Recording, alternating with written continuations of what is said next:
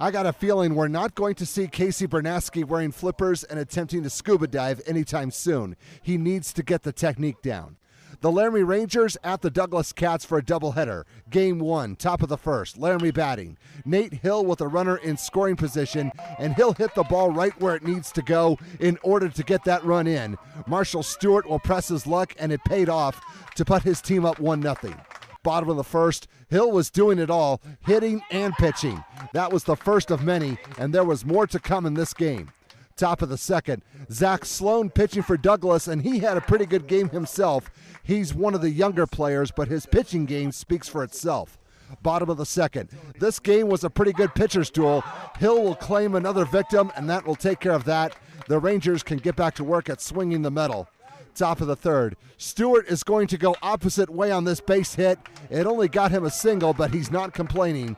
The reason is that it got him an RBI in the form of Drew Berman, and the defending A-League state champs would go ahead 2-0. Same inning, Hill is helping his own cause again. He will also go the opposite way for a base hit. That will get Stewart in from third, as well as Taylor Dodd, who is at second. One swing would double the run total for the visitors, and now it's a 4-0 contest.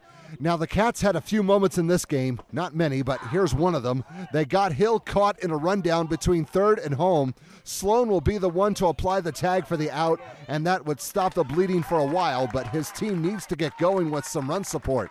Bottom of the third, it's not happening. Hill gets a small measure of payback on Sloan, and I think we know who the alpha pitcher is in this game. 7 punch-outs are pretty good. Top of the fourth, Sloan was hanging around. He had 6 Ks himself. He did his part, but his teammates had a hard time getting the bats going. Bottom of the fourth, Hill still on the mound and setting them down. The Rangers were starting to put things together now that they have everyone back from the spring sports season, and so far so good. Top of the fifth, at times the home team was their own worst enemy. Dodd will put the ball in play. It will be mishandled at short. Berman saw the green light and went home to add to the cause. That will push Laramie's lead up to 5-0. Top of the sixth, Sloan went the distance, which is pretty good for this early in the season. He will get other chances to win games, but this one was not meant to be. At least he stopped things from getting any worse. Later, the Rangers were looking for a little more insurance. Drew Berman finds the gap in left center field. Not quite out of here, but enough to get Nate Berman in, as the visitors were in command with a 6-0 advantage. Bottom of the sixth, Hill still pitching. See ya. A complete game, 7-inning, 1-hit shutout. That's remarkable when you can do that on the road. No problem whatsoever. Top of the seventh, Laramie would use a little small ball, trying to advance Hill over to third. Good try by the Cats, but the aim was off just a little bit, and Hill has a free pass to the plate. His team would get the win in the first game, 7-0. Now on to game 2, and I want to be a Poncho man. Actually, I forgot to bring mine and had to take shelter sometimes. Top of the first, the Rangers batting again. Harrison Yates with a single up the middle to get this game started. Dodd is going to score easily, and Hill is not far behind him to make this a 2-0 contest. Bottom of the first, Douglas's offense finally got going. Ryan Lebert will get a base hit. That will bring in Cody Lebert in from third, and then Braden Hunsaker is going to press his luck and try to make his way in from second. He just manages to beat the tag, and he's in safely. Now things are getting interesting with the score tied at 2. Same inning, Devin Burton is going the opposite way for a single of his own. Ryan Lebert will score to put the Cats ahead 3-2, and then a bases-loaded hit batsman would make it 4-2 with no outs. Moving on, bases loaded, and Laramie needs some defense soon. How about Dodd to Nate Berman to Drew Berman for the 6-4-3 double play?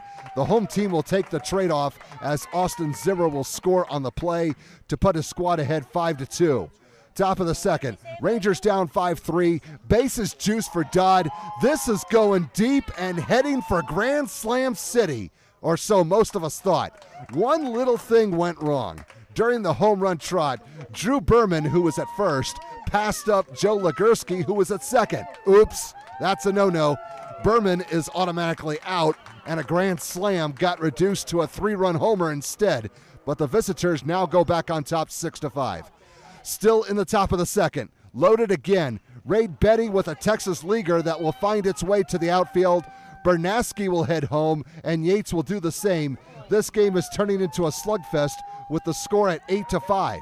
We're still going, and this game was a long one. Nate Berman should have been out on this play, but the home team could not complete the connection at first.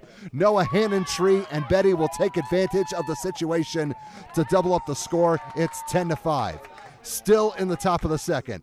We have not seen Legursky batting yet. This ended up being part of a 9-run inning for Laramie. The single will plate Nate Berman, and now the scoreboard reads 11-5. Bottom of the third, the Cats come back. Hunsinger is going to tease one down the left field line, and it's a fair ball. Peyton Connolly is being waved around, and he'll make his way in to close the gap. It's 11-8. They would get closer. Ryan LeBert had to reach for that one, but it paid off in the form of a base hit. Cody LeBert and Hunsinger will race in to touch the plate to make it an 11-10 game, but it was never that close again. Top of the fourth, here is where everything came apart, and we're not going to show all of it because it was not pretty.